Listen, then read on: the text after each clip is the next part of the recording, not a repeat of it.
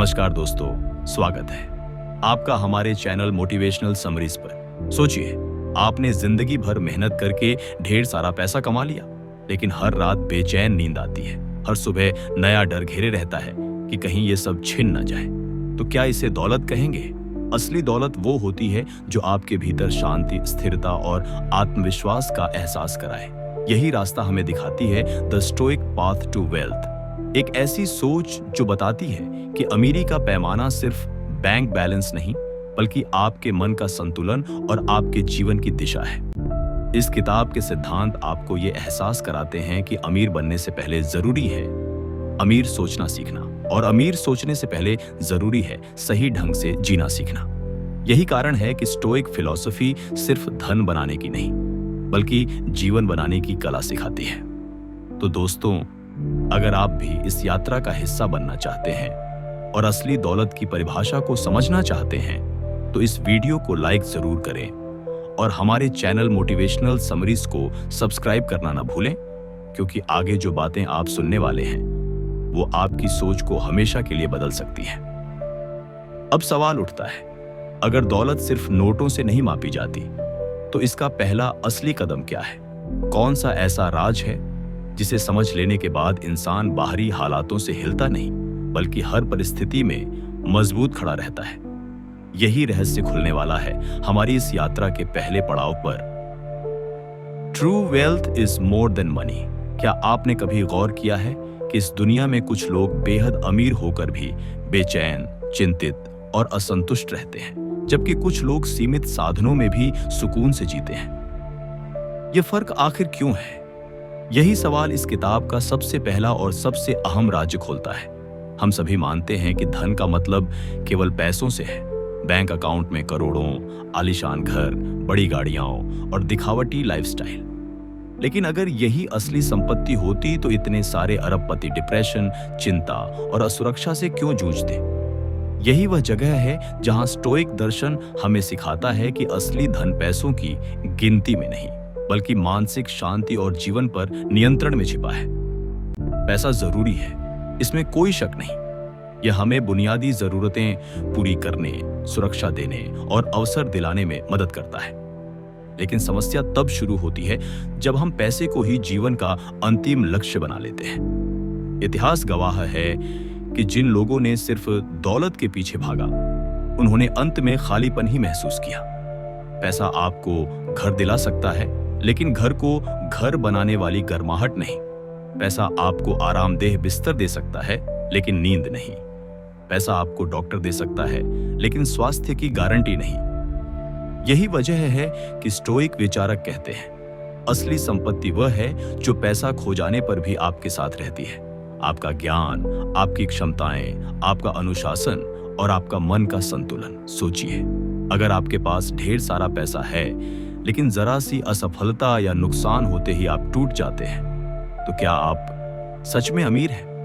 अमीरी का असली मतलब है उस स्थिति तक पहुंचना जहां आप बाहरी परिस्थितियों के बावजूद अंदर से मजबूत और शांत रहें। इसका अर्थ है कि आप अपने समय के मालिक हों, फैसले खुद ले सकें और अपनी पसंद की जिंदगी जी सकें। यही वेल्थ है जो किसी भी बैंक बैलेंस से कहीं बड़ी है। इस किताब का पहला पाठ हमें यही सिखाता है कि पैसे को साधन समझो, उद्देश्य नहीं। उद्देश्य होना चाहिए स्वतंत्रता का, शांति का और संतोष का।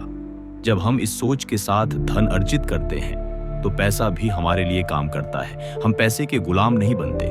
जो लोग ये फर्क समझ जाते हैं, वे दौलत के पीछे अंधी दौड़ नहीं लगाते, बल्कि ऐसा जीवन बनाते हैं जहां हर दिन जीने लायक हो। यही कारण है कि कई बार साधारण आमदनी वाला व्यक्ति भी उस अमीर से ज्यादा खुश पाया जाता है, जिसके पास सब कुछ होते हुए भी संतोष नहीं। लेकिन यहाँ एक और गहरी सच्चाई छिपी है। भले ही हम समझ जाएं कि असली संपत्ति मानसिक शांति और स्वतंत्रता है, फिर भी हमारे जीवन में बहुत सी ऐसी चीजें हैं जो हमें बेचैन करती रहती हैं। कभी शेयर बाजार गिर जाता है, कभी महंगाई बढ़ जाती है, कभी नौकरी में असुरक्षा, कभी दूसरों की राय की चिंता। सवाल ये उठता है कि अगर बाहरी परिस्थितियां इतनी अस्थिर हैं, तो फिर इस असली अमीरी तक पहुंचा कैसे जाए? यही वह रहस्य है जो हमें इस किताब के अगले सबक तक ले जाता है। जब तक हम यह नहीं सीखते कि किन चीजों पर हमारा नियंत्रण है और किन पर नहीं, तब तक हम सच्ची अमीरी का स्वाद नहीं चख सकते। असली खेल नियंत्रण का है। लेकिन क्या हम सच में सब कुछ नियंत्रित कर सकते हैं, या फिर हमें अपने ध्यान का केंद्र कहीं और लगाना चाहिए? यही है अगले सबक की असली शुरुआत। Control what you can. जब हम समझ जाते हैं कि असली संपत्ति पैसों से कहीं बड़ी है और वह हमारी आजादी और मानसिक शांति में छिपी है, तब अगला सवाल यही उठता है, अगर जीवन में इतनी सारी असुरक्षाएं और अनिश्चितताएं हैं तो यह शांति मिलेगी कैसे? बाजार का उतार चढ़ाव, महंगाई, नौकरी की अनिश्चितता, समाज की उम्मीदें, दूसरों की राय, इन सब का बोझ हमारे कंधों पर हमेशा रहता है। यही स्टोइक दर्शन हमें दूसरा गहरा सबक देता है, कंट्रोल व्हाट यू कैन, यानी अपने ध्यान को केवल उसी पर केंद्रित करो जो आपके नियंत्रण में है। हम अक्सर अपनी ऊर्जा उन चीजों में लगा देते हैं जो हमारे बस में ही नहीं होती। कोई निवेश डूब गया तो दिन रात चिंता, किसी रिश्तेदार ने बुरा कह दिया तो महीनों मन भारी, या फिर किसी अफवाह से डरकर फैसला बदल लेना। ये सब हमारे मानसिक संतुलन को तोड़ देता है। लेकिन सच्चाई ये है कि हम चाहे कितना भी सोच लें या परेशान हो लें, महंगाई कम नहीं होगी, शेयर बाजार अचानक हमारी इच्छा से ऊपर नहीं जाएगा और दुनिया हमारे हिसाब से नहीं बदलेगी। स्टोइक दार्शनिक एपिक्टेटस कहते थे, कुछ चीजें हमारे बस में हैं और कुछ नहीं। बुद्धिमान व्यक्ति वही चुनता है जो उसके नियंत्रण में है। यही सिद्धांत अगर हम जीवन और निवेश में अपनाए तो हमारी आधी चिंताएं खत्म हो जाएंगी। उदाहरण के लिए, आप यह नियंत्रित नहीं कर सकते कि कल बाजार गिरेगा या बढ़ेगा, लेकिन आप यह नियंत्रित कर सकते हैं कि आपने अपना पैसा कितनी समझदारी से लगाया है और आपका नजरिया कितना लंबी अवधि वाला है। आप यह नहीं रोक सकते कि लोग आपके बारे में क्या सोचेंगे, लेकिन आप यह नियंत्रित कर सकते हैं कि आप खुद को कैसे सुधारते हैं। जब इंसान यह समझ जाता है कि अपनी ऊर्जा सिर्फ उन्हीं चीजों पर लगानी है जो उसके वश में हैं, तो जीवन सरल हो जाता है। कल्पना कीजिए कि आप कार चला रहे हैं और मौसम अचानक खराब हो गया। बारिश, धुंध और हवा आपके बस में नहीं है, लेकिन आपके हाथ में क्या है? आपकी गति, आपकी स्टीयरिंग, आपकी सावधानी। अगर आप इन्हीं पर ध्यान देंगे तो सुरक्षित घर पहुंचेंगे, लेकिन अगर आप आसमान को रोकने की कोशिश करेंगे तो सिर्फ थकान और निराशा मिलेगी। जीवन भी बिल्कुल ऐसा ही है। यह सिद्धांत निवेश की दुनिया में और भी शक्तिशाली हो जाता है। बहुत से लोग इस सोच में फंस जाते हैं कि काश मैंने यह शेयर पहले खरीद लिया होता, या अगर मैंने तब बेच दिया होता तो करोड़पति बन जाता। लेकिन सच तो यह है कि बीते हुए फैसले हमारे नियंत्रण में नहीं है। हम सिर्फ आज का फैसला ले सकते हैं, और आज अगर हम अनुशासन से सोच समझकर निवेश करें तो भविष्य अपने आप बेहतर बनेगा। यही मानसिकता हमें डर और लालच से मुक्त करती है। लेकिन यहाँ एक और सवाल खड़ा होता है। जब हमें यह पता चल गया कि हमें केवल उन्हीं चीजों पर ध्यान देना है जो हमारे वश में है, तो अगला कदम क्या है? क्योंकि जान लेना आसान है, लेकिन उस पर अमल करना सबसे मुश्किल काम है। उदाहरण के लिए, हम सब जानते हैं कि नियमित बचत और निवेश हमारे हाथ में है, लेकिन क्या हम हमेशा उसे निभा पाते हैं? अक्सर नहीं, क्योंकि बीच में हमारा अधीर स्वभाव, तात्कालिक लालच और जल्दी परिणाम देखने की आदत आड़े आ जाती है। यही वजह है कि किताब का तीसरा सबक सामने आता है, डिसिप्लिन ओवर इम्पल्स, यानी यह समझना कि केवल जानना काफी नहीं, बल्कि अनुशासन से उसका पालन करना ही असली धन की कुंजी है। लेकिन सवाल यह है कि जब हर तरफ आकर्षण हो, फटाफट अमीर बनाने वाली स्कीमें सामने हों और दूसरों की दिखावटी लाइफ हमें लुभा रही हो, तो इस अनुशासन को बनाए रखना कैसे संभव है? यही रहस्य तीसरे अध्याय में खुलता है, डिसिप्लिन ओवर इम्पल्स। जब इंसान यह समझ लेता है कि उसे केवल उन्हीं चीजों पर ध्यान देना चाहिए जो उसके नियंत्रण में है, तब जीवन थोड़ी राहत देने लगता है। लेकिन यहाँ एक और चुनौती सामने आती है। भले ही हमें पता है कि सही काम क्या है, फिर भी हम अक्सर वही करते हैं जो हमें तात्कालिक रूप से अच्छा लगता है। यही वह जगह है जहां हमारी सबसे बड़ी परीक्षा होती है। ज्ञान होना एक बात है, लेकिन उस ज्ञान पर अनुशासन से अमल करना बिल्कुल अलग स्तर का काम है। और यहीं से शुरू होता है तीसरा सबक, डिसिप्लिन ओवर इम्पल्स। सोचिए, आप जानते हैं कि रोजाना थोड़ी थोड़ी बचत और नियमित निवेश आपको भविष्य में सुरक्षित बना सकता है। लेकिन अचानक कहीं शॉपिंग मॉल में कोई ऑफर देख लिया या नया गैजेट दिल को भा गया तो सारी योजना धरी की धरी रह जाती है।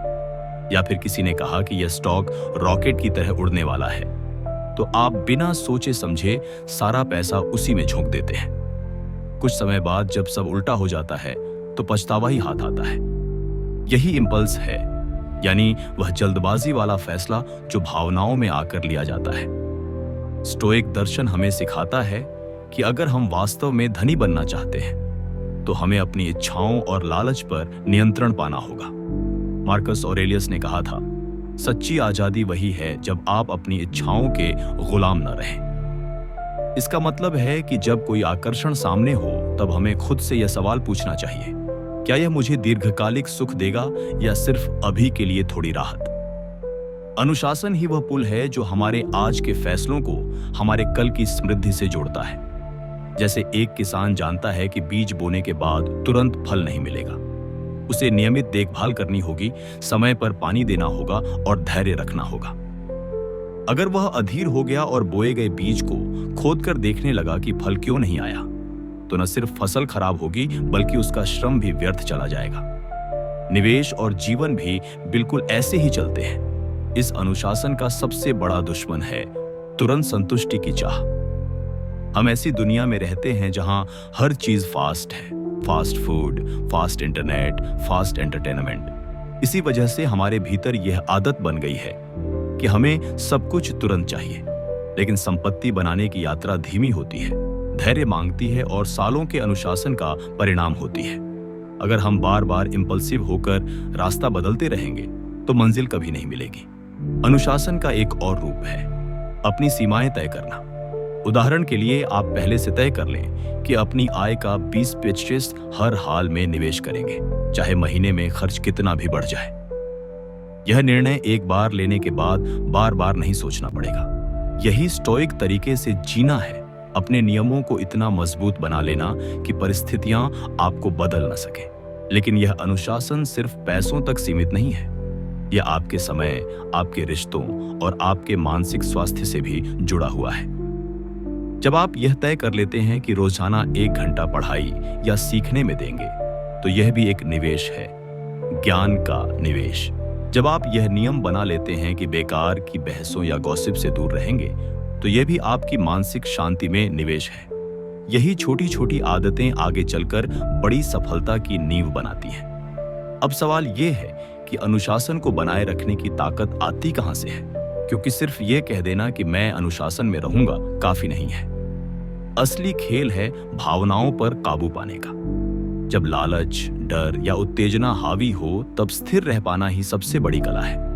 और यही हमें चौथे सबक की ओर ले जाता है, इमोशनल मास्टरी। लेकिन यह भावनाओं पर नियंत्रण आखिर कैसे पाया जा सकता है, जब दिल और दिमाग अक्सर एक दूसरे के खिलाफ खड़े हो जाते हैं? यही रहस्य अगली कड़ी में सामने आता है, इमोशनल मास्टरी। जरा सोचिए, जिंदगी का सबसे बड़ा युद्ध कहां लड़ा जाता है? यह न किसी मैदान में होता है, न किसी अदालत में, बल्कि यह युद्ध इंसान के अपने ही भीतर होता है। हर दिन हम गुस्से, लालच, डर, ईर्ष्या और चिंता जैसी भावनाओं से जूझते हैं। और यही है वह जगह जहां अमीर और गरीब, विजेता और हारने वाले, शांत और बेचैन इंसान के बीच का असली फर्क पैदा होता है। स्टोइक दर्शन का अगला सबक है इमोशनल मास्टरी, यानी अपनी भावनाओं पर महारत हासिल करना। अगर गौर से देखें तो धनवान बनने में सबसे बड़ी रुकावट अक्सर बाहर की परिस्थितियां नहीं होती, बल्कि हमारी ही असंयमित भावनाएं होती हैं। जब हम गुस्से में गलत फैसले लेते हैं, जब डर के कारण अवसर खो देते हैं, जब लालच में गलत जगह निवेश कर बैठते हैं, तभी हमारी आर्थिक यात्रा कमजोर हो जाती है। यही वजह है कि सेनेका ने कहा था, हम अपने हालात से ज्यादा अपनी कल्पनाओं में पीड़ित होते हैं। यानी अक्सर असली खतरा परिस्थिति में नहीं, बल्कि हमारी प्रतिक्रिया में छुपा होता है। भावनाओं पर नियंत्रण का मतलब उन्हें दबाना नहीं है, इसका मतलब है उन्हें पहचानना और समझदारी से दिशा देना। मान लीजिए आपके सामने अचानक कोई आर्थिक नुकसान हो जाए। ज्यादातर लोग घबरा जाते हैं, बेचैन हो जाते हैं और जल्दबाजी में फैसले ले लेते हैं। लेकिन एक स्टोइक दिमाग शांत रहता है। वह स्थिति को स्वीकार करता है, विश्लेषण करता है और आगे की रणनीति बनाता है। यही फर्क है भावनाओं के गुलाम और भावनाओं के मालिक इंसान में। इमोशनल मास्टरी हमें यह भी सिखाता है कि सुख दुख, लाभ हानि, प्रशंसा निंदा, ये सब जीवन का हिस्सा है। अगर आप केवल हालात के हिसाब से खुशी या गम को परिभाषित करेंगे तो आपकी जिंदगी कभी स्थिर नहीं रहेगी। लेकिन अगर आप भीतर से संतुलित रहना सीख जाते हैं तो बाहरी परिस्थितियां चाहे जैसी हों, आप शांत और मजबूत रहेंगे। यही स्थिरता आपको बड़े फैसले लेने, सही निवेश चुनने और लंबी दौड़ में आगे बढ़ने की शक्ति देती है। अब एक और गहरी बात समझिए, जब इंसान अपनी भावनाओं पर काबू पा लेता है तभी वह असली स्वतंत्रता पाता है, क्योंकि तब कोई भी बाहरी परिस्थिति आपको पूरी तरह नियंत्रित नहीं कर पाती। ये भावनात्मक स्वतंत्रता आपके जीवन की हर दिशा को प्रभावित करती है, चाहे वह संबंध हो, करियर हो या धन का प्रबंधन। यही कारण है कि स्टोइक दर्शन में इमोशनल मास्टरी को नींव की तरह माना गया है। लेकिन यहाँ एक सवाल खड़ा होता है, अगर हम अपनी भावनाओं को काबू में रख भी लें तो उसके बाद अगला कदम क्या होना चाहिए? क्या सिर्फ शांत और स्थिर रहना ही काफी है, या हमें अपनी क्षमताओं और भविष्य को और मजबूत करने के लिए कुछ और करना चाहिए? यही जगह है जहां स्टोइक दर्शन हमें एक और गहरा सबक देता है, इन्वेस्ट इन योरसेल्फ। यह वह सिद्धांत है जो बताता है कि असली दौलत कहां से शुरू होती है और क्यों खुद पर लगाया गया हर पल और हर संसाधन सबसे बड़ा निवेश साबित होता है। और अब इसी राज का खुलासा हम अगले हिस्से में करेंगे, इन्वेस्ट इन योरसेल्फ। जरा सोचिए, अगर आपको जीवन भर सिर्फ एक ही जगह निवेश करने की अनुमति दी जाए तो आप कहां निवेश करेंगे? शेयर बाजार में, प्रॉपर्टी में या फिर किसी नए बिजनेस में? सच यह है कि सबसे सुरक्षित और सबसे ऊंचा रिटर्न देने वाला निवेश कभी भी बाहर की दुनिया में नहीं, बल्कि आपके खुद के भीतर होता है। यही है स्टोइक दर्शन का अगला सबक, इन्वेस्ट इन योरसेल्फ, यानी खुद पर निवेश करना। हम अक्सर बाहर दौलत कमाने की होड़ में लग जाते हैं, लेकिन भूल जाते हैं कि दौलत टिकती तभी है जब उसे संभालने की काबिलियत आपके पास हो। अगर ज्ञान, कौशल और आत्म अनुशासन नहीं है तो चाहे कितनी भी दौलत आ जाए वह टिकेगी नहीं। इतिहास में ऐसे अनगिनत उदाहरण हैं जहां लोगों ने बड़ी विरासतें पाई लेकिन खुद पर निवेश न करने की वजह से सब कुछ खो दिया। दूसरी ओर जिन लोगों ने शिक्षा, कौशल और अनुभव में निवेश किया, उन्होंने शून्य से शुरू करके साम्राज्य खड़ा कर दिया। इन्वेस्ट इन योरसेल्फ का अर्थ केवल डिग्री लेना नहीं है, यह है अपनी सोच को पैना करना, अपने कौशल को सुधारना और अपनी आदतों को मजबूत बनाना। स्टोइक दर्शन कहता है कि आपका असली धन आपके भीतर छुपा है। अगर आपने अनुशासन सीखा तो आलस्य कभी आपको हर नहीं पाएगा। अगर आपने ज्ञान में निवेश किया तो परिस्थितियां चाहे जैसी हों, आप मौके तलाश लेंगे। अगर आपने स्वास्थ्य और मन की शांति में निवेश किया तो जीवन का हर संघर्ष आपके लिए आसान हो जाएगा। सोचिए, जब कोई व्यक्ति अपने ऊपर समय और ऊर्जा लगाता है, किताबें पढ़ता है, नई चीजें सीखता है, अच्छे गुरुओं से मार्गदर्शन लेता है, तो धीरे धीरे उसका आत्मविश्वास और क्षमता दोनों बढ़ते हैं। ये क्षमता ही असली पूंजी है जो बार बार नए अवसर पैदा करती है। यही कारण है कि वॉरेन बफेट जैसे लोग कहते हैं, the best investment you can make is in yourself. लेकिन यहाँ एक खतरा भी है। जब इंसान खुद पर निवेश करता है और सफल होना शुरू करता है तो अक्सर उसके भीतर एक नई भूख पैदा हो जाती है, और वह भूख है और ज्यादा पाने की। यही वह जगह है जहां स्टोइक दर्शन हमें सावधान करता है, क्योंकि अगर आपने संतोष का भाव नहीं सीखा तो आपका खुद पर किया गया निवेश भी आपको लालच के जाल में फंसा सकता है। और यही हमें ले जाता है अगले सबक की ओर, कॉन्टेंटमेंट गार्ड्स अगेंस्ट ग्रीड। अब देखना यह है कि कैसे संतोष लालच के सामने आपकी असली ढाल साबित होता है, और क्यों बिना संतोष के कोई भी दौलत आपको कभी सुकून नहीं दे सकती। Contentment guards against greed. कभी गौर किया है कि इंसान जितना पाता है उतना ही और चाहने लगता है। एक छोटे से घर से शुरुआत करने वाला इंसान जब बड़ा घर बना लेता है तो उसे और बड़ा महल चाहिए। साधारण नौकरी से शुरुआत करने वाला जब उच्च पद पर पहुंच जाता है तो उसे उससे भी ऊंची कुर्सी की भूख सताने लगती है। और यही लालच का चक्र इंसान को कभी संतुष्ट नहीं होने देता। स्टोइक दर्शन यहीं पर एक अमूल्य सबक देता है। कंटेंटमेंट गार्ड्स अगेंस्ट ग्रीड, यानी संतोष ही वह ढाल है जो लालच के वार से हमें बचाता है। ध्यान दीजिए, लालच की जड़ हमारे भीतर ही होती है। ये वही आवाज है जो कहती है कि बस थोड़ी और दौलत, बस थोड़ा और नाम, बस थोड़ा और वैभव। लेकिन सच्चाई यह है कि यह थोड़ा और कभी खत्म नहीं होता। इंसान हमेशा खाली महसूस करता है, चाहे उसके पास कितना भी क्यों ना हो। ऐसे में संतोष ही वह शक्ति है जो हमें याद दिलाती है कि हमारे पास पहले से कितना कुछ है।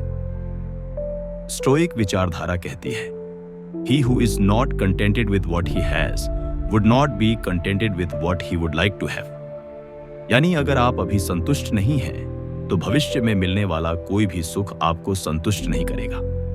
संतोष का मतलब आलसी होकर ठहर जाना नहीं है। इसका असली अर्थ है आप अपने वर्तमान को स्वीकार करते हुए आगे बढ़ें। मेहनत और महत्वाकांक्षा जरूरी है, लेकिन अगर वे संतोष के साथ संतुलित नहीं होंगी तो वही महत्वाकांक्षा आपको बेचैन कर देगी। उदाहरण के लिए, कोई व्यक्ति कड़ी मेहनत करके बहुत पैसा कमाता है। अगर उसके भीतर संतोष नहीं है तो वह इस दौलत को खोने के डर में जिएगा। लेकिन अगर उसमें संतोष है तो वही पैसा उसे खुशी देगा और डर से आजाद करेगा। सोचिए कितनी बड़ी शक्ति है यह। संतोष हमें लालच से बचाता है, और लालच से बचना ही असली आजादी है, क्योंकि लालच हमें गुलाम बना देता है, ज्यादा काम करने का, ज्यादा कमाने का, ज्यादा पाने का। लेकिन संतोष हमें मालिक बना देता है, अपने मन का, अपनी इच्छाओं का और अपनी खुशी का। पर जरा ठहरिए, संतोष सीख लेना ही काफी नहीं है, क्योंकि जीवन में ऐसे पल भी आते हैं जब हम हारते हैं, जब हमसे कुछ छिन जाता है, जब हमारे प्रयासों का फल नहीं मिलता। और यही असली परीक्षा शुरू होती है, क्योंकि जब कुछ खोने का दर्द सामने होता है तो संतोष भी डगमगा सकता है।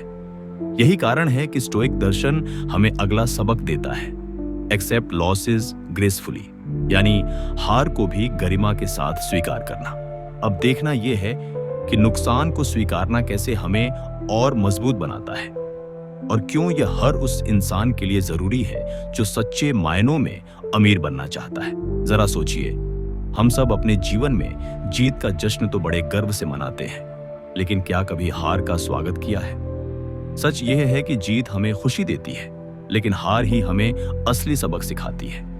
और यही वह जगह है जहां अधिकांश लोग टूट जाते हैं। वे नुकसान से डरते हैं, असफलता को अपमान समझते हैं और अपनी पूरी ऊर्जा शिकायतों और पछतावे में गंवा देते हैं। लेकिन स्टोइक दर्शन हमें एक अलग ही दृष्टिकोण देता है, एक्सेप्ट लॉसेस ग्रेसफुली, यानी नुकसान को गरिमा के साथ स्वीकार करना। जीवन कोई स्थिर खेल नहीं है जहां हमेशा हमारी जीत होगी। कभी बाजार गिरेगा, कभी रिश्ते टूटेंगे, कभी योजनाएं असफल होंगी। इन सब को टालना हमारे बस में नहीं है, लेकिन हम इन्हें कैसे स्वीकारते हैं ये पूरी तरह हमारे नियंत्रण में है। यही फर्क तय करता है कि हम उस असफलता के बोझ तले दबेंगे या उससे ऊपर उठेंगे। स्टोइक यह मानते हैं कि नुकसान सिर्फ अस्थायी है, लेकिन हमारी प्रतिक्रिया स्थायी छाप छोड़ती है। नुकसान को गरिमा से स्वीकार करना मतलब यह नहीं कि हम ठंडे दिल से बैठ जाएं और दर्द महसूस ही न करें, बल्कि इसका अर्थ है कि हम दर्द को स्वीकार करें, लेकिन उस दर्द को अपनी पहचान न बनने दें। एक व्यापारी अगर घाटे में जाता है और अपनी हिम्मत खो देता है तो उसका कारोबार वहीं खत्म हो जाता है। लेकिन वही व्यापारी अगर नुकसान को सबक की तरह लेता है और गरिमा के साथ दोबारा खड़ा होता है तो घाटा ही उसकी अगली सफलता की नींव बन जाता है। याद रखिए, जो खो गया वह शायद हमारे लिए बना ही नहीं था, और जो हमारे लिए बना है उसे कोई छीन नहीं सकता। यही सोच नुकसान को बोझ से अवसर में बदल देती है। जैसे समुद्र की लहरें किनारे को पीछे खींचती हैं, वैसे ही जीवन की हार हमें तैयार करती है कि अगली लहर हमें और दूर तक आगे ले जाए।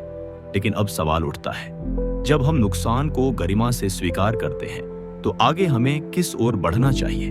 क्या दौलत का मकसद महल, गाड़ियां और विलासिता है, या फिर दौलत का असली अर्थ कुछ और ही है? स्टोइक दर्शन इस प्रश्न का बेहद सटीक उत्तर देता है। Wealth, house, independence, not luxury. यानी असली संपत्ति वह नहीं जो हमें भौतिक विलासिता दे, बल्कि वह है जो हमें स्वतंत्रता दे। अब देखना यह है कि स्वतंत्रता और दौलत का रिश्ता कैसा है और क्यों यह हमारी पूरी सोच बदल सकता है। कभी आपने गौर किया है कि दुनिया में अधिकतर लोग अमीर शब्द को सुनते ही दिमाग में क्या तस्वीर बनाते हैं? कोई बड़ा बंगला, चमचमाती गाड़ी, महंगे ब्रांड्स, शानदार पार्टियां और दिखावे से भरा जीवन। समाज ने हमें यही सिखा दिया है कि असली दौलत वही है जो दूसरों की नजरों में आपको अलग दिखाए। लेकिन स्टोइक दर्शन इस सोच को पूरी तरह उलट देता है। वह कहता है कि असली संपत्ति का अर्थ विलासिता नहीं बल्कि स्वतंत्रता है। Wealth, charm, independence, not luxury. सोचिए, अगर आपके पास 5 गाड़ियां हैं लेकिन उनमें से एक भी बिना कर्ज के नहीं है, तो क्या वह सच में आपकी है? अगर आपका बंगला इतना बड़ा है कि उसमें रहने से पहले आपको ईएमआई की चिंता करनी पड़े, तो क्या वह शांति देगा या तनाव? और अगर आपका जीवन महंगे ब्रांड से भरा हुआ है लेकिन आपके पास अपनों के साथ बैठकर वक्त बिताने का समय नहीं, तो क्या यह जीवन वास्तव में दौलतमंद कहलाएगा? शायद नहीं। स्टोइक्स हमें सिखाते हैं कि असली दौलत वह है जो हमें अपनी जिंदगी अपने नियमों के मुताबिक जीने की आजादी देती है। स्वतंत्रता ही असली संपत्ति है। जब आप यह कह सकते हैं कि मैं ये काम सिर्फ इसलिए कर रहा हूं क्योंकि मुझे पसंद है, न कि इसलिए कि मुझे मजबूरी में करना पड़ रहा है, तभी आप अमीर हैं। जब आपके पास यह विकल्प है कि आप किसके साथ समय बिताना चाहते हैं और किसे ना कहना है, तभी आप असली मायने में संपन्न हैं। ये स्वतंत्रता न सिर्फ पैसों से जुड़ी है बल्कि मानसिक और भावनात्मक आजादी से भी। आपको किसी के अप्रूवल की जरूरत नहीं, आपको दिखावे में खर्च करने की मजबूरी नहीं, आपको समाज की परिभाषाओं के पीछे भागना नहीं है। ये वह अवस्था है जहां आप साधारण होते हुए भी महान महसूस करते हैं, क्योंकि आपके फैसले आपके हैं। विलासिता का दूसरा पहलू भी है। जितनी ज्यादा विलासिता उतनी ज्यादा जटिलताएं। महंगे घर का मतलब रख रखाव की चिंता, महंगी गाड़ियों का मतलब बीमा और सर्विसिंग की परेशानी, महंगे शौक का मतलब लगातार और कमाने की दौड़। लेकिन अगर आप स्वतंत्रता को संपत्ति मानते हैं तो आप सादगी में भी संतोष पा सकते हैं, क्योंकि असली दौलत यह नहीं कि आपके पास कितना है, बल्कि यह है कि आपके पास कितना समय और कितनी आजादी है। अब जरा सोचिए, अगर दौलत का असली मतलब स्वतंत्रता है, तो उस स्वतंत्रता को बनाए रखने का सबसे आसान तरीका क्या है? क्या हमें और ज्यादा चीजें जोड़नी चाहिए और ज्यादा दिखावा करना चाहिए, या फिर हमें अपने जीवन से अनावश्यक जटिलताओं को हटाना चाहिए? यही वह मोड़ है जहां स्टोइक्स हमें अगली बड़ी सीख देते हैं, सिंप्लिसिटी ओवर कॉम्प्लेक्सिटी। क्योंकि कभी कभी सादगी ही वह ताकत होती है जो हमें असली आजादी तक पहुंचाती है। जरा ठहर कर सोचिए, क्यों हमारी जिंदगी अक्सर इतनी जटिल लगती है? हम दिन भर काम में भागते रहते हैं, फिर भी संतोष नहीं मिलता। हमारे पास चीजें बढ़ती जाती हैं, लेकिन खुशी घटती जाती है। वजह क्या है? वजह यह है कि हमने जीवन को अनावश्यक रूप से जटिल बना लिया है। और यहीं पर स्टोइक दर्शन हमें एक गहरी सीख देता है, सिंप्लिसिटी ओवर कॉम्प्लेक्सिटी, यानी सादगी को जटिलता से ऊपर रखना। सादगी का मतलब यह नहीं कि आपके पास कुछ भी ना हो या आप गरीबी को अपनाएं। इसका असली मतलब है जिंदगी से उन चीजों को हटाना जो जरूरी नहीं है। उदाहरण के लिए, अगर आपके पास 10 गाड़ियां हैं लेकिन आप सिर्फ एक चलाते हैं, तो बाकी 9 सिर्फ आपकी चिंता बढ़ा रही है। अगर आपके पास सैकड़ों कपड़े हैं लेकिन रोज वही कुछ पसंदीदा पहनते हैं, तो बाकी का ढेर सिर्फ बोझ है। जब हम ये समझ जाते हैं कि कम चीजों के साथ जीना भी हमें संतोष दे सकता है, तभी हम सच्चे मायनों में हल्का महसूस करने लगते हैं। सादगी सिर्फ भौतिक चीजों में ही नहीं, बल्कि विचारों और रिश्तों में भी चाहिए। सोचिए, कितनी बार हम बेकार की बहसों में पड़ जाते हैं, अनावश्यक तनाव पाल लेते हैं, या उन लोगों को खुश करने की कोशिश करते हैं जिन्हें इसकी परवाह ही नहीं। अगर हम अपने रिश्तों को सादा रखें, जहां ईमानदारी, भरोसा और अपनापन ही आधार हो, तो शायद जीवन बहुत आसान हो जाए। यही बात हमारे विचारों पर भी लागू होती है। हर छोटी चीज को लेकर चिंतित रहने की बजाय अगर हम सिर्फ उन्हीं बातों पर ध्यान दें जो हमारे नियंत्रण में है, तो आधा तनाव वैसे ही खत्म हो जाएगा। स्टोइक मानते हैं कि सादगी हमें आत्मनिर्भर और मजबूत बनाती है। जब आपको कम की जरूरत होती है तब आप दूसरों पर निर्भर नहीं रहते। जब आप साधारण जीवन में भी संतोष पा सकते हैं तब आप किसी भी परिस्थिति में खुश रह सकते हैं। यही कारण है कि इतिहास के महान लोग साधारण जीवन जीते थे। उनकी ताकत उनके महलों या गाड़ियों में नहीं थी, बल्कि उनकी सादगी और अनुशासन में थी। आज की दुनिया में जहां दिखावा और दौड़ आम है, वहां सादगी अपनाना सबसे बड़ी ताकत बन सकता है। जब आप सादा जीवन जीते हैं तो आपकी प्राथमिकताएं साफ होती हैं। आपको पता होता है कि आपके लिए क्या जरूरी है और क्या नहीं। और जब यह स्पष्टता आती है तो आपके फैसले आसान हो जाते हैं। लेकिन यहाँ एक और गहरी बात छुपी है। सादगी अपनाने के बाद सवाल ये उठता है कि आखिर इंसान को अपने जीवन से दुनिया को क्या देना चाहिए।